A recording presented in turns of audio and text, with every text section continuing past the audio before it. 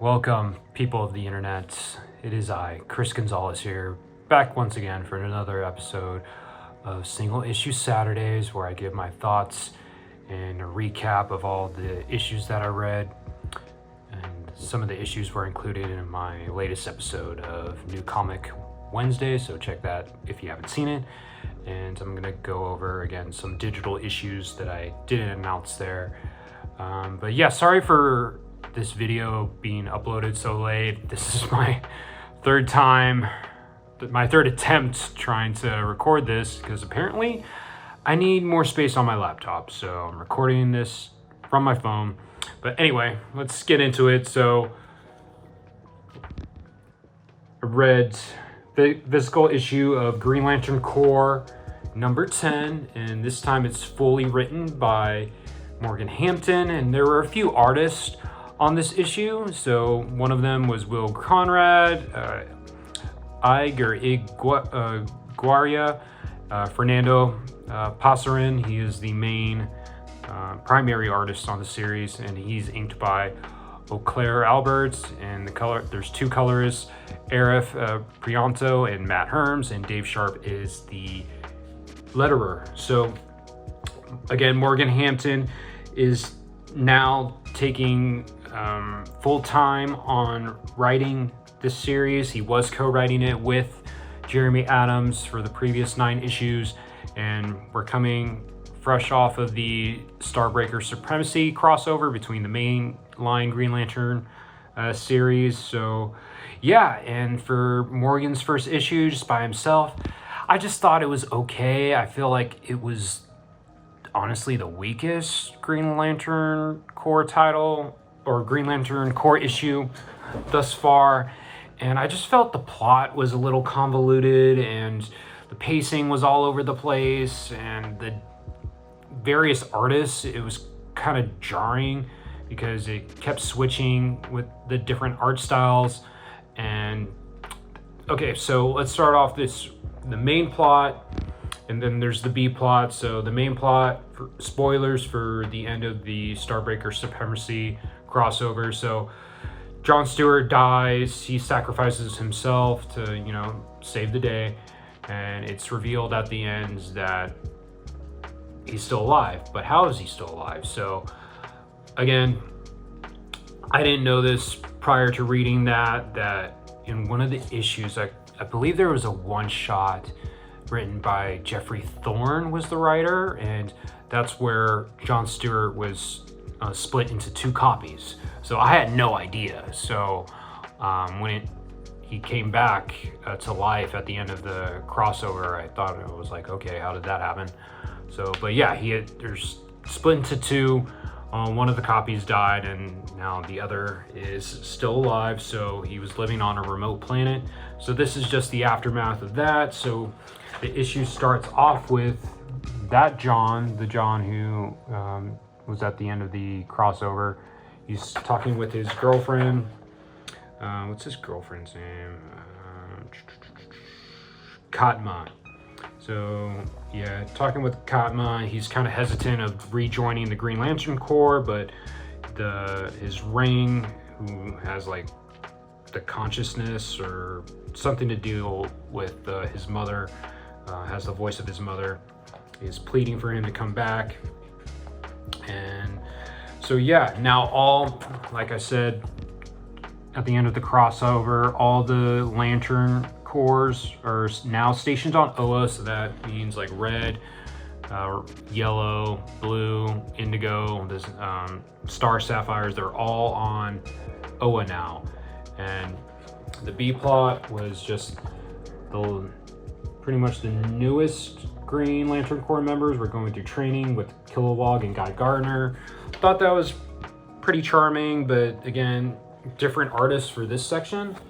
But Pasarin, he does the main story, and again, he's the primary artist in the series, but even during the main story, it would switch to a different art style. So I'm not sure if Pasarin ran out of time or he was just too busy, but yeah, it with the changing art styles again was really jarring, and I just felt like the story was kind of convoluted. So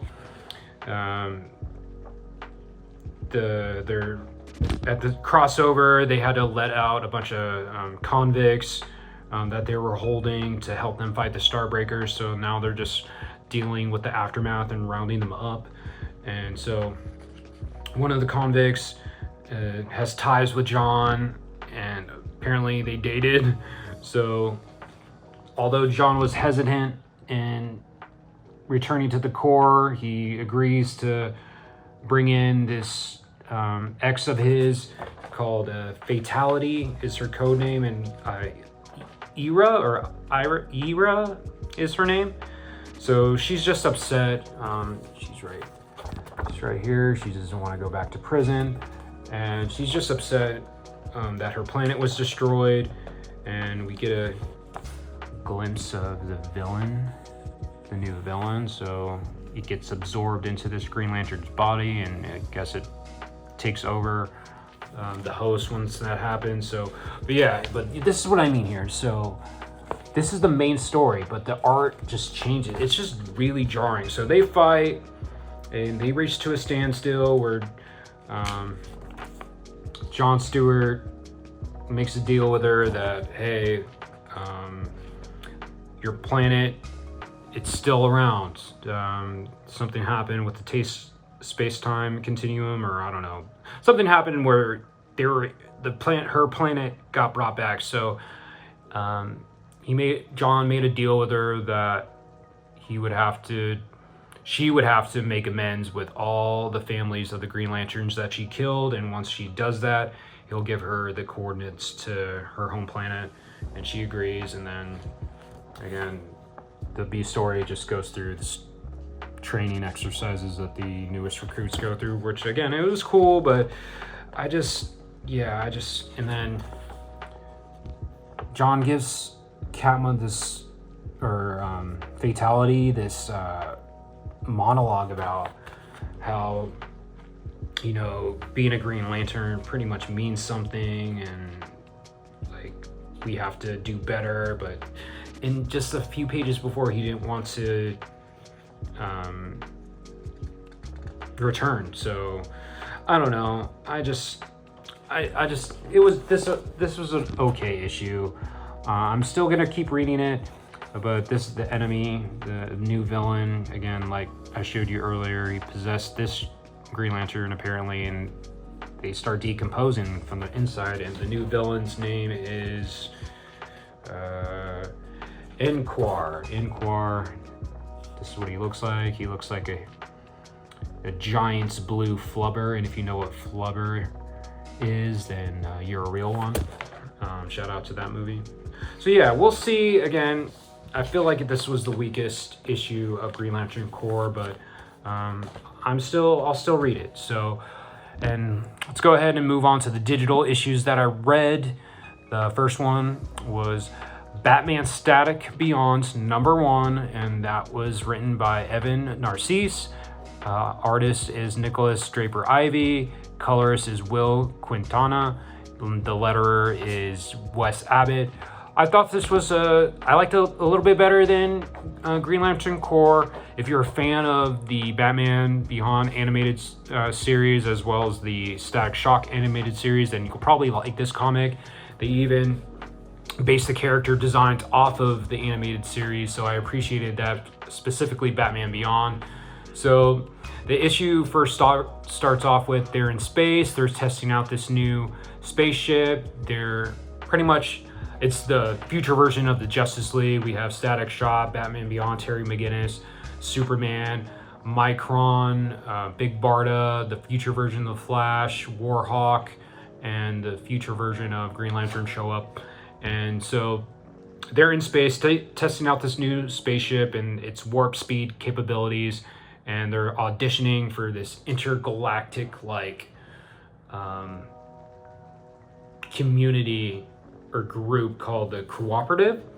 And so they're auditioning for it. So Static, he has a big hand with developing the technology for the spaceship with the helping of Wayne funding. So they test it out, test the warp speed, and then eventually they teleport to the middle of this space battle. So they fight some marauders, and then Static, he uses his power to siphon off the power from the enemy spaceships. And so they deal with that, and then once they get back to Earth, it shifts to focus more on Terry McGinnis, and he's in high school, and they're doing protests outside the school because of this company. They're launching a new product that can, have a negative effect against the community. So there's this one student, his name is Melvin Kim, and they were focusing on this character a lot, and his part of the story I didn't really connect with, but this kid, he's getting bullied by this one guy, and Terry steps in and defends him, and so there's an unveiling event for this new product going on later in the night. So Melvin and his friends, they're gonna protest at it, and so I think Melvin invites Terry and Max, Terry's friend, to go to this thing. And so eventually they go to it, and the Jokers, the Joker gang, they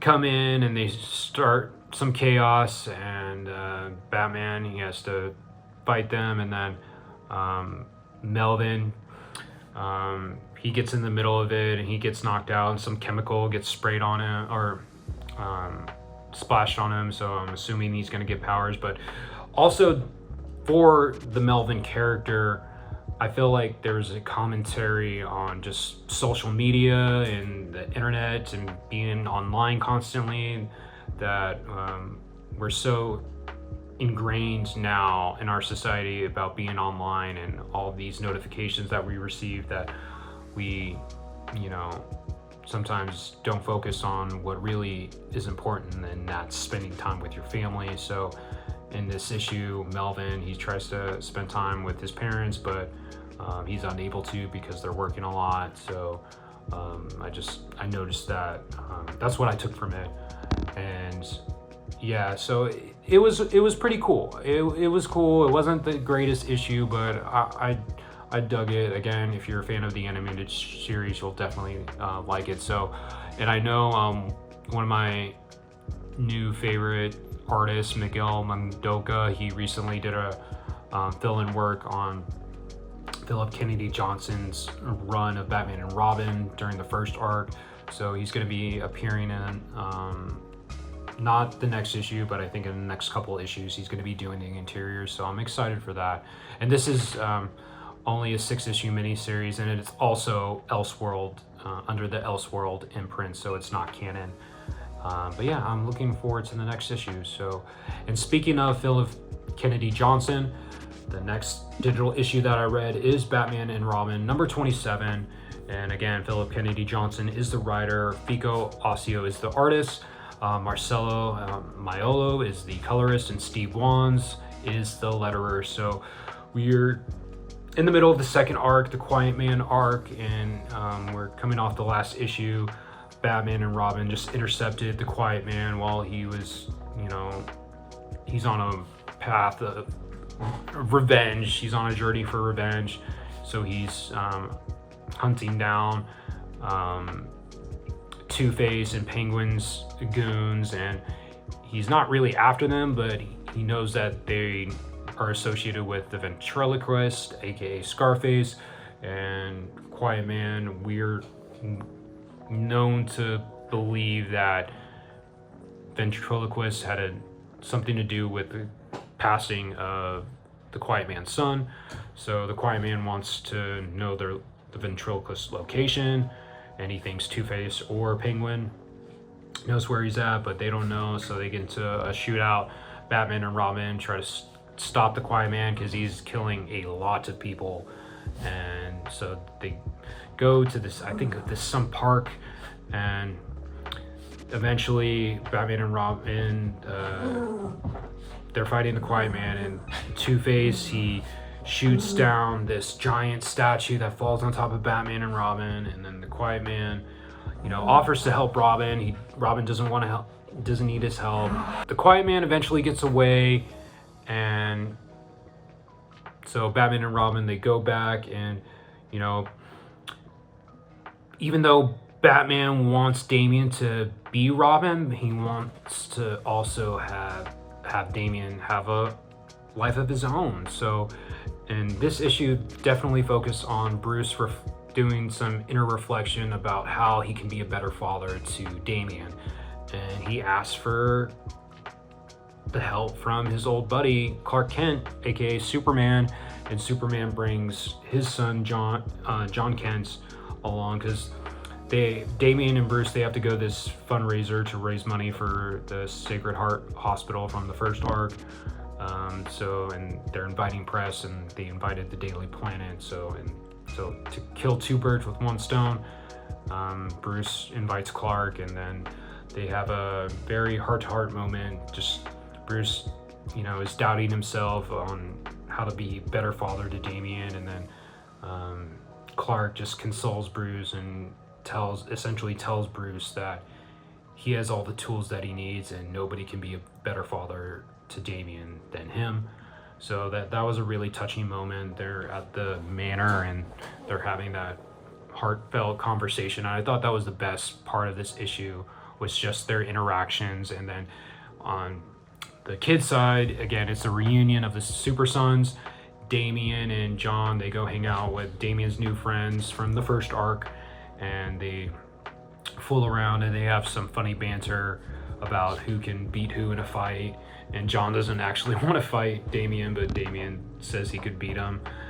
So that part was really fun. So this was just a really fun issue, and not a lot. It was Bruce and Damian were both allowed to get vulnerable with the Kents, so I really enjoyed their inclusion in this issue. And we cut back to Two-Face and Penguin, and somebody hands them this address, and it's the address to where the ventriloquist is. And Bruce has hired a policewoman to keep tabs on the ventriloquist, Arnold Wesker, and she gives him updates on how he's doing, because apparently he got not mind wipes, but he pretty much, his condition where with Scarface he was cured.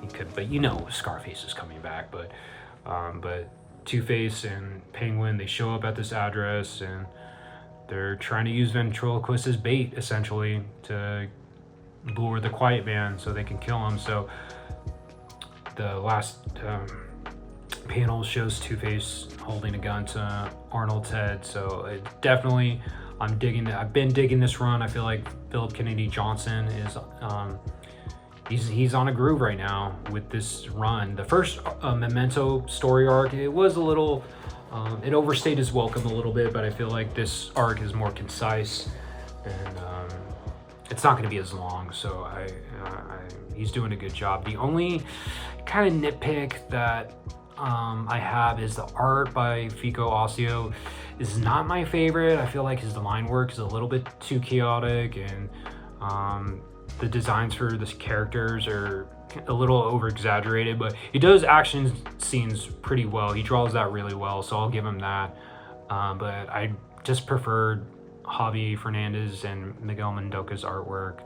And now again, Fernandez, he's doing DCKO, and Miguel Mendoca, he's going to be doing this Batman Static crossover. But we'll see how I feel once the arc is done about the artwork, but that's what I'm feeling right now. So, and the last digital issue that I read, and it's the final issue of this maxi series, and that is Batman Dark Patterns, and the writer is Dan Waters, artist is Hayden Sherman, colorist is Triona Farrell, letterer is Frank Chekovic. I probably butcher your pronunciation on that, Frank, so I apologize. But yeah,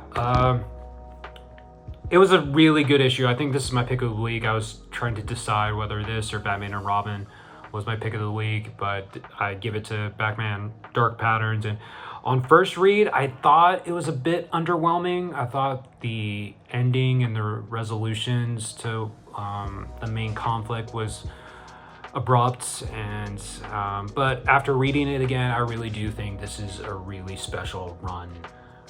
And yeah, it was again, issue number 12 is the last issue of this series, and I feel like this series will be looked at fondly in the upcoming years, and it will be, I think it's going to be hailed as a modern Batman classic.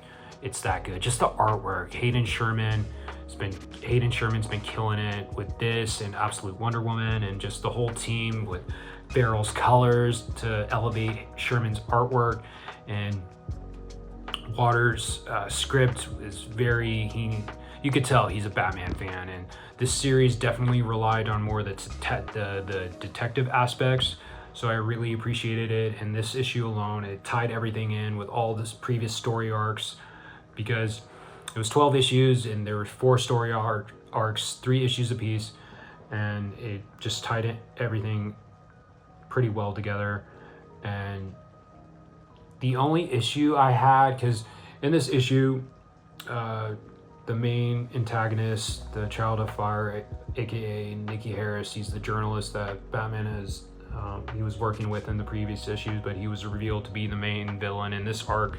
He's a arsonist, pyromaniac. He's pretty much like Firefly, and Firefly is in this arc as well.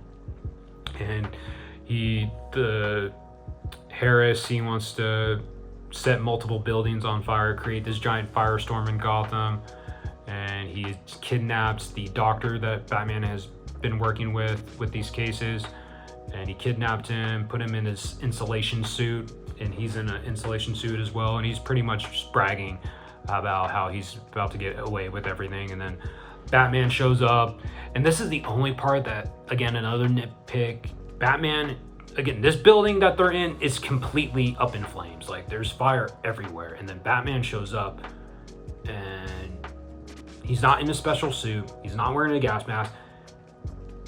He's not on fire at all. And even his cape is drawn extra long, and it's not. I just found it unbelievable that his cape wouldn't catch on fire. And they kind of explain it through the dialogue that, like, Batman's inner monologue, that he had smoke in his lungs and, pretty much going off of pure adrenaline. But still, I just found that it took me out of it, that he wasn't affected at all. And so he eventually confronts Harris. He beats the crap out of him, and then some part of the ceiling falls in between them, so that allows the Harris to get away. And then Batman, he goes on to diffuse the bombs. It doesn't show him diffuse every bomb, it just shows him doing one. And then eventually it cuts to, Batman, Gordon, and the Doctor just talking. And then it shows Nikki Harris return to his apartment. And meanwhile, before that, Firefly had escaped from Gordon, and it's insinuated that Firefly kills Harris, so it doesn't show it, but it pretty much lays it out there. And so yeah, and then it just ends pretty much, and Batman flies into the city, and the series was over. But so one of the weaker issues of the series, in my opinion, but overall it's just a great Batman comic. So when the trade comes out, highly recommend you take a chance on it, because this, along just a lot of great Batman books, but this year in particular, Dark Patterns and Batman and Robin Year One definitely were one of my favorite, or a few of my favorites. So that's it. Those were all the issues that I read this week. Well, not all of them. Again, I did pick up some of the Age of Revelation tie-ins. Again, I'll have my opinions on those in a longer video for all the number 2s that were released in the month of November. So that'll drop probably at the end of the month or early December.